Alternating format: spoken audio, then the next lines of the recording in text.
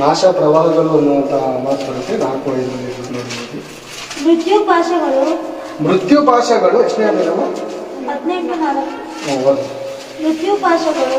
ಮೃತ್ಯು ಪಾಶ ನನಗೆ ಸುತ್ತಿಕೊಂಡವು, ನಾಶ ಪ್ರವಾಹವು ನನ್ನನ್ನು ನಡುಗಿಸಿತು.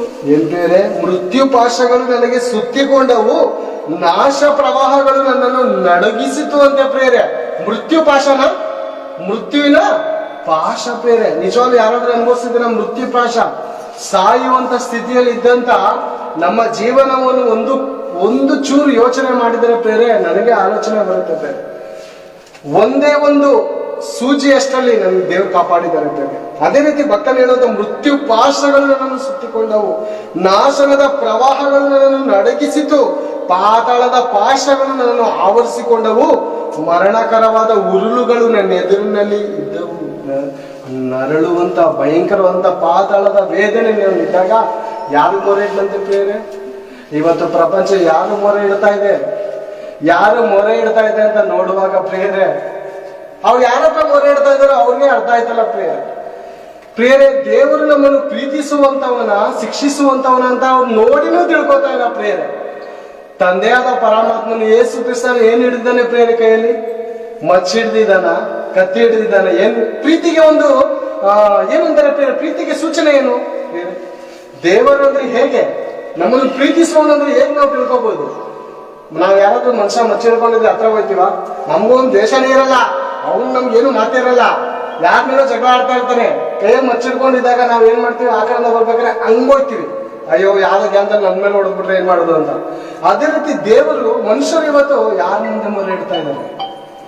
ಪ್ರೀತಿಗೆ ಸೂಚನೆ ಏನು? ಕೈ ತೆರೆದು ಕಾಯ್ತಾ ಇದ್ದಾನೆ ದೇವರು, ನನ್ನ ಹತ್ರ ಬರ್ತಾನೇನೋ, ನನ್ನ ಮಾತು ಕೇಳ್ತಾನೆ. ಇವತ್ತು ಬೇರೆ ಮನುಷ್ಯರು ಏನಾಗಿದ್ದಾರೆ ಹೇಳಿ? ತಾನು ರೂಪಿಸಿದಂತವಕ್ಕೆ ಅಡ್ಡ ಬಿದ್ದು ಇವತ್ತು ಜೀವ ಸ್ವರೂಪನಾದ ದೇವರನ್ನು ಕಂಡುಕೊಳ್ಳದೆ ಕ್ಷಣಿಕವಾದ ಸಂತೋಷ, ಹಲವಾರ ನೋಡೋ ಪ್ರೇರೆ, ಕ್ಷಣಿಕವಾದ ಸಂತೋಷಕ್ಕೋಸ್ಕರ ಮನುಷ್ಯನು ತನ್ನನ್ನು ತಾನು ಮಾರ್ಕೊಳ್ತಾ ಇದ್ದಾನೆ. ದೇವರು ನಮ್ಮ ದೇಹವನ್ನು ಯಾವ ರೀತಿ ಇರಬೇಕೆಂದು ಇಷ್ಟಪಡ್ತಾ ಇದ್ರು ಆ ರೀತಿ ಇಟ್ಟುಕೊಳ್ಳದೆ ಅದನ್ನು ಹೇಳೋರಿಲ್ವಲ್ಲ. ಇವಾಗ ದೇವರು ಈ ರೀತಿ ಇರ್ಬೇಕಂತ ಹೇಳ್ತಾರೆ, ಯಾರಾದ್ರೂ ಹೇಳೋರಿದ್ದಾರ? ದೇವ್ರಿಗೆ ಏನ್ ಇಷ್ಟ? ನೀನ್ ಇಂಥ ಕೊಟ್ರೆ ದೇವ್ರು ನಿನ್ನನ್ನು ಕಾಪಾಡ್ತಾರೆ, ದೇವ್ರು ನಿನ್ನನ್ನು ಉದ್ಧಾರ ಮಾಡ್ತಾರೆ. ದೇವ್ರು ಲಂಚ ತೆಗೆದುಕೊಳ್ಳುವವನ? ದೇವರು ಉಂಟು ಮಾಡಿರುವಂತ ಒಂದು ಕಾಯಿ ಆತನ ಮಕ್ಕನ ಮೇಲೋ, ಆತನ ಒಂದು ಹೂವನ್ನು ಆತನ ಮಕ್ಕನ ಮೇಲೋ, ಆತರ ಒಂದು ಹಣ್ಣನ್ನು ಆತನ ಮಕ್ಕನ ಮೇಲೆ ಹೊಡೆದ್ರೆ ದೇವ್ರು ನಮ್ಮನ್ನು ಕಾಪಾಡ್ತಾನಂತ ಅನ್ಕೊಳ್ತಾರೆ. ಮೋಸ ಹೋಗ್ತಾ ಇದೆ ಪ್ರಪಂಚ ಏನಾಗ್ತಾ ಇದೆ ಹೇಳಿ? ಮರುಳುತನವು ಅವರ ಮನಸ್ಸನ್ನು ಹಿಡಿದಿರುವುದು. ಮರುಳುತನವು ಹಿಡಿದಿದೆ ಪ್ರೇರೆ. ಮರುಳುತನದಿಂದ ಯಾರು ಬಿಡಿಸೋರು ಪ್ರೇರೆ? ಇಲ್ಲ, ಯಾರು ಕಾಪಾಡೋರು? ಹೋಲಿ ಕ್ರೈಸ್ತರು ಹೇಳಿದ್ರೆ ಏನಾದ್ರು ಕೇಳ್ತಾ ಇದಾರೆ ಅಂತ ಅಂದ್ರೆ ಪ್ರಪಂಚ ಪ್ರೇರೆ ಮುಳುಗೋಗಿದೆ. ಅಪ್ಪ, ಇದು ದೇವ್ರಿಗೆ ಇಷ್ಟ ಇಲ್ಲಪ್ಪ, ನೀನು ಬದುಕುವಂತ ಜೀವನ ಇದು ದೇವರು ಇಷ್ಟಪಡುವಂತ ರೀತಿಯಲ್ಲ.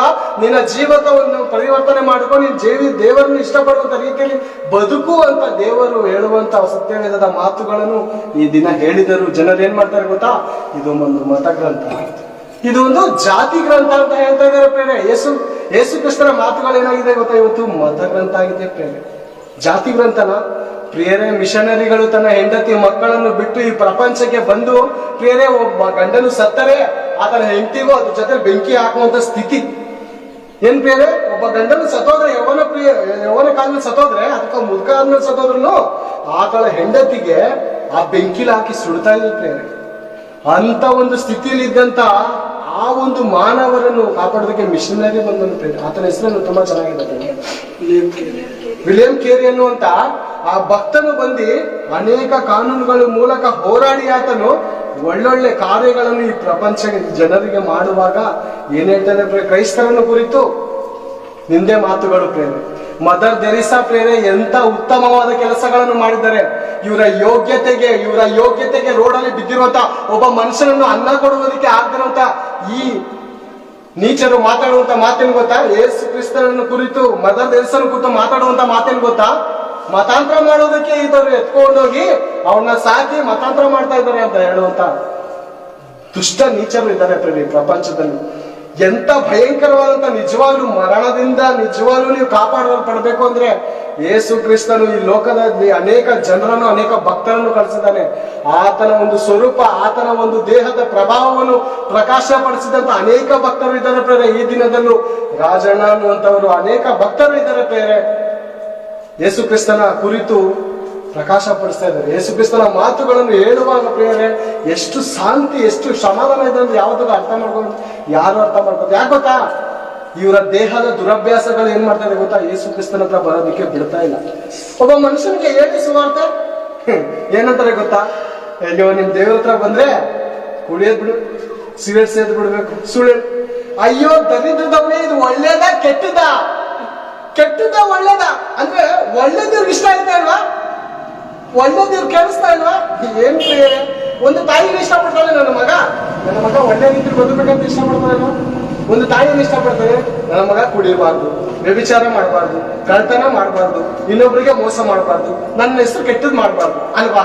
ಒಂದು ತಾಯಿಯನ್ನು ಇಷ್ಟಪಡ್ತಾನೆ, ನನ್ನ ಮಗ ಒಳ್ಳೆ ರೀತಿಯಲ್ಲಿ ಬದುಕು.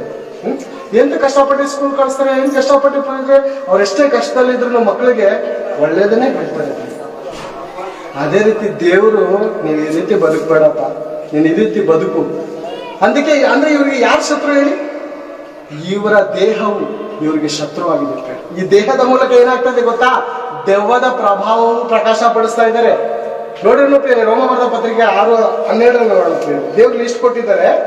ಈ ಮನುಷ್ಯರ ದೇಹದಲ್ಲಿ ಬರುವಂತಹ ದುರ್ನೀತಿ ಸಾಧನೆಗಳು ಎಂತವಂತ ನೋಡಿಕೊಳ್ಳೋದು.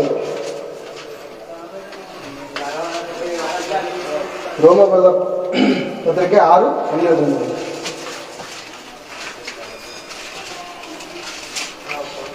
ಹೀಗಿರುವುದರಿಂದ ಸಾಯತಕ್ಕ ನಿಮ್ಮ ದೇಹದ ಮೇಲೆ ಪಾಪವನ್ನು ಆಳಗೊಳಿಸಿ ನೀವು ದೇಹದ ದುರಾಶೆಗಳಿಗೆ ಒಳಪಡಬೇಡಿರಿ. ಏನ್ ಪ್ರೇರೆ? ಹೀಗಿರುವುದರಿಂದ ಸಾಯತಕ್ಕ ನಿಮ್ಮ ದೇಹ ಏನಾಗುತ್ತೆ? ಒಂದ್ ದಿವಸ ಸತ್ತೋಗುತ್ತೆ. ದೇಹ ಹೋಗ್ಬಿಡುತ್ತೆ. ಎಲ್ಲೋಗುತ್ತೆ? ಮಣ್ಣಿಗೆ ಅಥವಾ ಬೆಂಕಿಗೆ ಹೋಗೋದ್ ಖಂಡಿತನ. ಆದ್ರೆ ಈ ದೇಹವನ್ನು ಕುರಿತು ಏನು ಸುಖ ಕೊಡ್ತಾ ಇದ್ದಾರೆ ಪ್ರಿಯರೇ? ಎಂತ ಸುಖ! ಆಹಾ, ಎಂತ ಕುಣಿತ, ಎಂತ ತಿಂತ, ಎಂತ ಕುಣಿತ, ಎಂತ ನೃತ್ಯ! ಆಹಾ, ಏನ್ ಪ್ರಿಯರೇ? ಹೀಗಿರುವುದರಿಂದ ಸಾಯತಕ್ಕ ನಿಮ್ಮ ದೇಹದ ಮೇಲೆ ಪಾಪವನ್ನು ಆಳಗೊಳಿಸಿ ನೀವು ದೇಹದ ದುರಾಶೆಗಳಿಗೆ ಒಳಪಡಿರಿ. ದೇಹಕ್ಕೆ ಏನಾಗಿದೆ? ದುರಾಶೆ ಬಂದಿದೆ ಪ್ರಿಯರೇ. ದೇಹಕ್ಕೆ ಏನಾಗಿದೆ? ಹೊಸಿ ಆಸೆ ಅಲ್ಲ, ಸ್ವಲ್ಪ ಆಸೆ ಅಲ್ಲ, ದುರಾಸೆ. ಈ ದೇಹಕ್ಕೆ ಯಾವ ರೀತಿ ಸುಖ ಕೊಡಬೇಕು? ಈ ದೇಹಕ್ಕೆ ಎಷ್ಟು ಲೀಟರ್ ಎಷ್ಟು ಡ್ರಿಂಕ್ಸ್ ಹಾಕಿದ್ರೆ ಈ ದೇಹ ಕುಣಿತದೆ. ಈ ದೇಹಕ್ಕೆ ಯಾವ ರೀತಿ ವಸ್ತ್ರ ಧರಿಸಿದ್ರೆ ಇದು ಎದ್ ಕಾಣುತ್ತೆ ಅನ್ನುವಂತ ದುರಾಸೆಗೆ ಒಳಪಟ್ಟಿದ್ದಾನೆ. ಅಂದ್ರೆ ಮನುಷ್ಯನಿಗೆ ಏನಾಗಿದೆ ಹೇಳಿ? ಈ ದೇಹವನ್ನು ನೋಡ್ಕೊಂಡು ಉರಿತಾ ಇದ್ದಾನೆ, ಮೆರಿತಾ ಇದ್ದಾನೆ. ಅಂದ್ರೆ ಮುಂಜಾನೆ 2 ಸಂಜೆಗೆ ಬಾಡಿ ಹೋಗುವಂತ ಈ ಹುಲ್ಲನ್ನು, ಈ ಹೂವನ್ನು ಕುರಿತು ಏನ್ ಮಾಡ್ತಾ ಇದ್ದಾನೆ? ಪ್ರಪಂಚಕ್ಕೆ ತೋರಿಸ್ಬೇಕು. ಕೆಲವರು ನೀರು ಚುಂಕಿಸ್ತಾ ಇರ್ತಾರೆ ಬೇರೆ. ಹೂವ ಮಾರೋರು ನೀರು ಚುಂಕಿಸ್ತಾ ಇರ್ತಾರೆ. ಯಾಕೆ? ಅಳ್ತಾ ಕಾಣಿಸ್ಬೇಕು, ಅಳ್ತಾ ಕಾಣ್ಬೇಕು ಈ ದೇಹ ಅಲ್ವಾ? ಅದೇ ಒಂದ್ ದಿವಸ ಬಾಡೋದು ಖಂಡಿತ, ಸಂಜೆ ಬಾಡೋದು ಖಂಡಿತ. ಮಾನೆಲ್ಸಿಗೂ ಚುಂಕಿಸ್ಬೋದು, ಚುಂಕಿಸಿ ಮಡಗ್ಬೋದು. ಅದ್ ನೋಡಿದ್ರೆ ಯಾರು ಇಷ್ಟಪಡ್ತಾರ? ನೋಡಿದ ತಕ್ಷಣ ಗೊತ್ತಾಗುತ್ತೆ. ಇದು ನೋಡೋದ ತಕ್ಷಣ ಗೊತ್ತಾಗಿದೆ ಇದು ಸತ್ತೋಗಿದೆ, ಇದು ಸುಣ್ಣ ಹಚ್ಚಿ ಮಡಗಿದ್ದಾರೆ. ಅದಕ್ಕೆ ಯೇಸು ಸ್ವಾಮಿ ಹೇಳುವಂತ ಮಾಡ್ತೇನೆ ಗೊತ್ತಾ? ಈ ಪ್ರಪಂಚದ ಜನಕ್ಕೆ ಹೇಳುವಂತ ಮಾತೇನು ಗೊತ್ತಾ?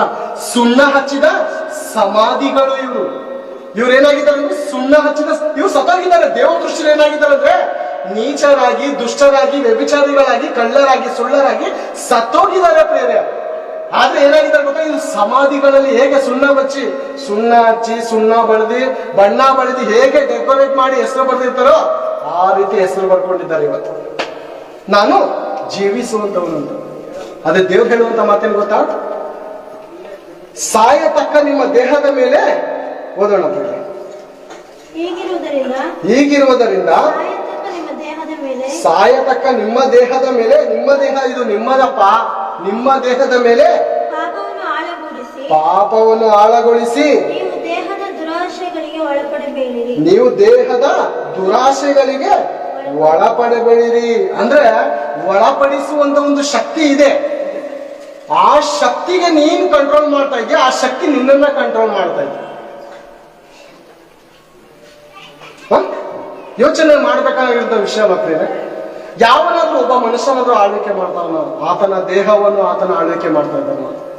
ಈ ದೇಹದಲ್ಲಿ ಒಂದು ಶಕ್ತಿ ಇದೆ, ಇದು ನನ್ನ ದೇಹದ ದುರಾಶೆಗಳನ್ನು ಒಳಪಡಿಸಿ ಏನು ಪ್ರಿಯರೇ, ಪೌಲನ್ ಹೇಳುವಂತ ಮಾತೇನಂದ್ರೆ 7:14 ಪ್ರಿಯರೇ, ರೋಮ ಬರೆದ ಪತ್ರಿಕೆಯಲ್ಲಿ ಹೇಳುವಂತ ಮಾತು, ಅದನ್ನು ನೋಡೋಣ ಪ್ರಿಯರೇ. ರೋಮ ಬರೆದ ಪತ್ರಿಕೆ ಅದೇ ಪಕ್ಕದಲ್ಲೇ ಇದೆ ನೋಡಿ ಪ್ರಿಯರೇ. ಧರ್ಮಶಾಸ್ತ್ರವು ಪಾರಮಾರ್ಥಿಕವಾದದ್ದೆಂದು ನಾವು ಬಲ್ಲೆವು. ಆದರೆ ನಾನು ದೇಹ ಧರ್ಮಕ್ಕೆ ಒಳಗಾದವನು, ಪಾಪದ ಸ್ವಾಧೀನದಲ್ಲಿರುವುದಕ್ಕೆ ಮಾರಲ್ಪಟ್ಟವನು ಆಗಿದ್ದೇನೆ. ಅಂದ್ರೆ ಪೌಲನು ಏನಾಗಿದ್ದಾನಂತೆ, ಮಾರಲ್ಪಟ್ಟವನಾಗಿದ್ದಾನಂತೆ. ಅದನ್ನು ಕೊಂಡುಕೊಂಡವನು ಯಾರು ಪ್ರಿಯರೇ? ಯೇಸು ಸ್ವಾಮಿ ತನ್ನ ಸ್ವರಕ್ತವನ್ನು ಸುರಿಸಿ ಏನ್ ಮಾಡಿದ್ದಾನೆ, ಕೊಂಡುಕೊಂಡಿದ್ದಾನೆ ಪ್ರಿಯರೇ. ಇವತ್ತು ತನ್ನ ದೇಹವನ್ನು ಮಾರಿಕೊಳ್ಳುವಂತವ್ರು ಅನೇಕರಿದ್ದಾರೆ ಪ್ರಿಯರೇ. ಕುಡುಕುತನಕ್ಕೆ ಮಾರ್ಕೋತಾ ಇದ್ದಾರೆ ಅಂದ್ರೆ ಮಾರ್ಕೋತಾ ಇದ್ದಾರೆ, ವ್ಯಭಿಚಾರಕ್ಕೆ ಮಾರ್ಕೋತಾ ಇದ್ದಾರೆ, ಸಿಗರೇಟ್ಗೆ ಮಾರ್ಕೋತಾ ಇದ್ದಾರೆ, ಗುಟ್ಕಕ್ಕೆ ಮಾರ್ಕೋತಾ ಇದ್ದಾರೆ, ಅಂದ್ರೆ ತನ್ನ ದೇಹವನ್ನು ಮಾರ್ಕೋತಾ ಇದ್ದಾರೆ ಅಂದ್ರೆ ಮಾರ್ಕೋತಾ ಇದ್ದಾರೆ ಪ್ರಿಯರೇ, ಮಾರ್ಕೋತಾ ಇದ್ದಾರೆ. ಆದ್ರೆ ಈ ದೇಹಕ್ಕೆ ಒಂದು ದಿವಸ ನೀನು ಬೆಲೆ ಕಟ್ಟಬೇಕಾಗುತ್ತೆ. ದೇಹ ಕೊಟ್ಟಿರುವಂತ ದೇವರನ್ನು ಕುರಿತು ನೀನು ಒಂದು ದಿವಸ ಆಲೋಚನೆ ಮಾಡಬೇಕಾಗತ್ತೆ. ಆದ್ರೆ ಈ ಭೂಲೋಕದಲ್ಲಿ ಇದ್ದಾಗ ನೀನು ಆಲೋಚನೆ ಮಾಡ್ತಾ ಇದೆಯಾ, ಅಥವಾ ಭೂಲೋಕನು ಬಿಡೋಕ್ಕಿಂತ ಮುಂಚೆ ಆಲೋಚನೆ ಮಾಡ್ತಾ ಇದೆಯಾ? ಬಿಟ್ಟಾದ ಮೇಲೆ ಆಲೋಚನೆ ಮಾಡಿ ಪ್ರಯೋಜನ ಆದ್ರೆ ಏನಿದೆ ಪ್ರಿಯರೇ? ಏನಾದ್ರೂ ಅರ್ಥ ಆಗಿದೆಯಾ ಈ ಪ್ರಪಂಚದ ಜನಕ್ಕೆ ದೇವರನ್ನು ಕುರಿತು? ದೇವ್ರು ಯಾವ ರೀತಿ ಇಷ್ಟಪಡ್ತಾರೆ, ಯಾವ ರೀತಿ ನಾನು ಇರ್ಬೇಕಂತ ಬಯಸ್ತಾರಂತ ಯಾರಾದ್ರೂ ಇಷ್ಟಪಡ್ತಾರೆ ಅಂದ್ರೆ ಯಾರಿಗೂ ಚಿಕ್ಕ ಹುಡುಗರು ಮೊದಲುಗೊಂಡು ದೊಡ್ಡವರವರೆಗೂ, ಪ್ರಾಯಸ್ಥರವರೆಗೂ ಕುಡಿಯೋದು, ವ್ಯಭಿಚಾರ, ಸಿಗರೇಟ್ ಪ್ರಿಯರೇ, ಎಂತ ಭಯಂಕರ ಅಲ್ಲ ಇದು. ಏನಪ್ಪ ಇದು ಒಳ್ಳೇದ ಕೆಟ್ಟದಂತ ಆಲೋಚನೆ ಮಾಡದಂತ ಸ್ಥಿತಿಯಲ್ಲಿ ಇದ್ದಾರೆ. ಒಬ್ಬ ಯಾರಾದ್ರೂ ವಯಸ್ಸಾದವರು ನೋಡ್ಬಿಟ್ಟು ಕಪಾಳ ಮೇಲೆ ಹೊಡೆಯೋರು ಇದ್ದಾರ, ಅವ್ರನ್ನ ನೋಡಿ ಏನೋ ನನ್ನ ಮಗನ ವಯಸ್ಸನ್ನು ಇದೆಯಲ್ಲೋ, ಯಾಕೋ ಸಿಗರೇಟ್ ಅಂಗಡಿಲಿ ಏನಾದ್ರು ಕೊಡೋರು ಇದಾರೆ ಬೇರೆ ಅಂಗಡಿನ ಸಿಗರೇಟ್ ಕೇಳ್ತಾ ಏನೋ ನಿನ್ ತಂದೆ ವಯಸ್ಸನ್ನು ಇದ್ದೀನಿ, ಹೋಗೋ ಸಿಗರೇಟ್ ಮಾಡು. ಓಲಿ ಮಾರ್ದವರು ಆದ್ರೂ ಇದಾರ. ಟೀ ಮಾಡಿದ್ರೆ ಸಿಗರೇಟ್ ಮಡಗ್ಲೇಬೇಕು, ಏನ್ ಹೇಳಿ, ಟೀ ಮಾಡಿದ್ರೆ ಸಿಗರೇಟ್ ಮಡಗ್ಲೇಬೇಕು. ಯಾರಾದ್ರೂ ಆಲೋಚನೆ ಮಾಡ್ತಾರೆ? ಯಾರಿಗೂ ಆಲೋಚನೆ ಇಲ್ಲ ಪ್ರೇರೆ, ಯಾರಿಗೂ ಆಲೋಚನೆ ಇಲ್ಲ ಪ್ರೇರೆ. ಎಲ್ಲಾರು ಏನ್ ಗೊತ್ತಾ, ಸ್ವಲಾಭಕ್ಕೋಸ್ಕರ ಏನ್ ಮಾಡಿದ್ದಾರೆ, ಇವ್ರು ಅನ್ಕೋತಾ ಇದಾರೆ ನಾನು ಕೊಂಡ್ಕೋತಾ ಇದ್ದೀನಿ ಅಂತ. ಇಲ್ಲ ಪ್ರೇರೆ, ಇವ್ರು ಮಾರ್ಕೋತಾ ಇರ್ತಾರೆ, ದೇಹವನ್ನು ಏನ್ ಮಾಡ್ಕೋತಾ ಇದಾರೆ, ಮಾರ್ಕೋತಾ ಇದಾರೆ ಪ್ರೇರೆ, ಮಾರ್ಕೋತಾ ಇದಾರೆ. ಆದ್ರೆ ಯೇಸು ಸ್ವಾಮಿ ಹೇಳುವಂತ ಮಾತೇನು ಗೊತ್ತಾ? ಯೇಸು ಸ್ವಾಮಿ ಹೇಳುವಂತ ಮಾತು, ನನ್ನ ರಕ್ತದಿಂದ ಇಡೀ ಪ್ರಪಂಚದ ಜನರನ್ನು ಕೊಂಡುಕೊಂಡಿದ್ದಾನೆ ಪ್ರೇರೆ. ನಂಬಿಕೆ ಮಾತ್ರ ಅವ್ರು ಮಾಡ್ಬೇಕಾಗಿರೋದು ಬಹಳ ಅವಶ್ಯಕತೆ. ಬರೀ ನಂಬಿಕೆ ಅಷ್ಟೇ. ಇಡೀ ಪ್ರಪಂಚದ ಜನರ ಪಾಪ ಪರಿಹಾರ ಆಗ್ಬೇಕಂದ್ರೆ ಬರೀ ನಂಬಿಕೆ. ಯಜ್ಞ ಹೋಮಗಳಿಂದ ನಮ್ಮ ಪಾಪ ಪರಿಹಾರ ಆಗದ ಕಾರಣಕ್ಕೆ ಯೇಸು ಸ್ವಾಮಿ ಮಾಡುವಂತ ಉನ್ನತವಾದ ಕಾರ್ಯ ಏನಂದ್ರೆ, ತನ್ನನ್ನು ತಾನು ಬಲಿಯಾಗಿ ನಮ್ಮ ಪ್ರಾಣ ರಕ್ಷಣೆಗೋಸ್ಕರ ಆತ ಪ್ರಾಣವನ್ನು ಕೊಟ್ಟಿದ್ದಾನೆ ಅಂದ್ರೆ ಪ್ರೇರೆ. ಆ ಬಲಿದಾನವನ್ನು ಎಷ್ಟು ಜನ ನಂಬ್ತಾ ಇದ್ದಾರೆ ಇವತ್ತು? ದೇವರು ಇಷ್ಟಪಡುವಂತ ರೀತಿಯಲ್ಲಿ ನಿಜವಾಗ್ಲೂ ಅವ್ರು ಬದುಕೋದಕ್ಕೆ ಇಷ್ಟಪಡ್ತಾ ಇದ್ದಾರೆ, ಅಥವಾ ದೆವ್ವವು ಅವರ ದೇಹದಲ್ಲಿ ಸೇರಿರುವಂತ ದುರ್ನೀತಿ ಸಾಧನೆ ಆಗಿರುವಂತ ಅವರ ದೇಹದ ಮೇಲೆ ಏನಾಗಿದೆ, ಪಾಪವ ಆಳ್ವಿಕೆ ಮಾಡ್ತದೆ. ಆದ ಕಾರಣ ನೋಡಿ ಏನ್ ಮಾಡ್ತದೆ ಅಂತ ಯೆಶಾಯ 5:11 ನೋಡಿಕೊಳ್ಳೋಣ ಬೇರೆ.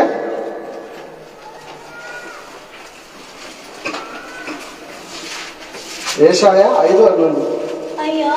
ಅಯ್ಯೋ ಮದ್ಯದ ಗಿಳಿನಿಂದಲೇ ಮುಂಜಾನೆ ಎದ್ದು ಸಂಜೆ ಆದ ಮೇಲೆಯೂ ದ್ರಾಕ್ಷರಸದಿಂದ ಅಮಲೇರಿದವರಾಗಿ ಕಾಲವನ್ನು ಕಳೆಯುವವರ ಪಾಡು ಏನು ಹೇಳಲಿ. ಅಯ್ಯೋ ಅಂತ ದುಃಖ ಪಡ್ತಾ ಇದ್ದಾನೆ ಯಾರು? ಯೆಶಾಯನು. ಅಯ್ಯೋ ಇವ್ರ ಗತಿ ಏನ್ ಹೇಳಿ, ಬೆಳಗ್ಗೆಯಿಂದ ಸಂಜೆವರೆಗೂ ಟೈಟು ಫುಲ್ಲು ಟೈಟ್ ಆಗಿ ನೆಟ್ವರ್ಕ್ ಕೊಡ್ತಾ ಇರ್ತಾರೆ, ರೋಡಲ್ಲಿ ವಾಲಾಡ್ಕೊಂಡು ಹೋಗ್ತಾ ಇರ್ತಾರೆ. ಆ ರೋಡಿಂದ ನೀರು ಜನ ಏನ್ ಅನ್ಕೋತಾರೆ ಅನ್ನೋದು ಆಲೋಚನೆನೂ ಇಲ್ಲ. ಇವ್ರು ಏನಾಗಿದ್ದಾರೆ ಅಂದ್ರೆ ನಾಚಿಕೆ ಗೆಡಿಯ ಜನಾಂಗದವರು ಅಂತ ಭಕ್ತನು ಹೇಳುವಂತ ಮಾತೇನ್ ಗೊತ್ತಾ? ಇವ್ರಿಗೆ ಇದೇ ಇಷ್ಟ ಅಂತೆ. ಇವ್ರಿಗೆ ಏನಿಷ್ಟ? ಇದೇ ಇಷ್ಟ. ಕುಡುಕುತನ, ವ್ಯಭಿಚಾರ, ಹಾದ್ರ ಮಾಡುವಂತದ್ದು ಇನ್ನೊಬ್ಬರಿಗೆ ಇಷ್ಟ ಆದ ಕಾರಣ ಅವ್ರ ಮುಂದೆ ಏನಾಗ್ತಾ ಇದ್ರು, ಇವ್ರು ಆ ರೀತಿ ಮಾಡ್ತಾರೆ. ಅವ್ರು ಏನ್ ಮಾಡ್ತಾರೆ ಅಂದ್ರೆ ನೋಡಿ ಪ್ರೋತ್ಸಾಹ ಪಡಿಸ್ತಾ ಇದ್ದಾರೆ. ಒಳ್ಳೆ ಕೆಲಸ ಮಾಡ್ತಾ ಇದ್ದಾರೆ. ಯಾರು ಉಗಿಯೋರು ಇಲ್ಲ, ಹೇಳೋರು ಇಲ್ಲ ಪ್ರೇರೆ. ಅದನ್ನೇ ನೋಡಿ, ಅಯ್ಯೋ ಮದ್ಯದ ಗಿಳಿಯಿಂದಲೇ ಮುಂಜಾನೆ ಇದ್ದು ಸಂಜೆಯ ಮೇಲೆಯೂ ದ್ರಾಕ್ಷರಸದಿಂದ ಅಮ್ಮಲೇರಿದವರಾಗಿ ಕಾಲವನ್ನು ಕಳೆಯುವವರ ಪಾಡು ಏನೆಂದು ಹೇಳಲಿ. ಇವರ ಗತಿ ಏನೆಂದು ಹೇಳಲಿ, ಏನೆಂದು ಹೇಳಲಿ. ಕುಡುಕುತನಕ್ಕೆ ತನ್ನ ದೇಹವನ್ನು ಪ್ರೇರೆ ಮಾರ್ಕೊಂಡಿದ್ದಾರೆ ಪ್ರೇರೆ. ತಿನ್ನೋದಕ್ಕೆ ಮಕ್ಕಳಿಗೆ ಅನ್ನ ಇರುತ್ತೋ, ವಸ್ತ್ರ ಇರುತ್ತೋ, ಏನಿಲ್ವೋ, ಏನಿತ್ತ ಇಂತ ಯೋಚನೆ ಮಾಡಲ್ಲ ಪ್ರೇರೆ. ಫುಲ್ಲು ಡ್ರಿಂಕ್ಸ್ ಮಾಡಿ ಏನ್ ಮಾಡೋದಲ್ಲಿ ಹೋಗಿ ಆರಾಮಾಗಿ ಮನ್ಕೊಂಡು ಅಪ್ಪ ಮನೆಗೆ ಊಟ ಹಾಕಲ್ಲನಪ್ಪ. ನಿನ್ನ ಮಕ್ಕಳು ನಿನ್ನನ್ನು ನಂಬಿದ್ದಾರೆ, ನಿನ್ನ ಹೆಂಡತಿ ನಿನ್ನನ್ನು ನಂಬಿ ಪತಿವ್ರತೆಯಾಗಿ ಜೀವಿಸ್ತಾ ಇದ್ದಾರೆ, ನಿನ್ನನ್ನು ನಂಬಿ ನೀಚನಾಗಿ ಕುಡುಕನಾಗಿ ದುಷ್ಟನಾಗಿ ಕುಡ್ಕೊ ಬಂದೀನಿ ಮಲದ್ರೆ ನನ್ನ ಮಕ್ಕಳಿಗೆ ಯಾರು ಸಾಕೋರು ಬೇರೆ? ಈ ಒಂದು ಕಾರಣಕ್ಕೋಸ್ಕರ ಅನೇಕರು ತನ್ನ ದೇಹವನ್ನು ಮಾಡ್ಕೊತಾರೆ. ಯಾಕೆ ಗೊತ್ತಾ? ತನ್ನ ಮಕ್ಕಳಿಗೆ ಆಹಾರ ಹಾಕೋದಕ್ಕೋಸ್ಕರ. ಇಂಥ ನೀಚ ಕುಡುಕರಿಂದ ಅನೇಕ ಮನೆ ಕುಟುಂಬದ ಹೆಣ್ಣು ಮಕ್ಕಳು ತನ್ನ ದೇಹವನ್ನು ಮಾಡ್ಕೊಳ್ತಾರೆ. ಯಾಕೆ ಗೊತ್ತಾ? ಅವರ ಹೊಟ್ಟೆಗೆ ಯಾರು ಬೇರೆ ಅನ್ನ ಹಾಕೋರು ಯಾರು ಬೇರೆ?